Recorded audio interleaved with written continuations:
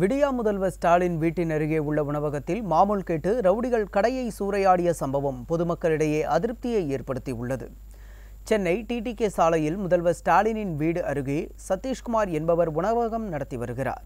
இந்நிலையில் கடந்த 11ஆம் தேதி ஞாயிற்றுக்கிழமை இரவு வேளச்சேரியை சேர்ந்த பாட்டில் மணி என்ற ரவுடி உணவகத்தில் சாப்பிட்டுவிட்டு பணம் கொடுக்க மறுத்ததுடன் மாமூல் கொடுக்க வேண்டும் என மிரட்டியுள்ளார்.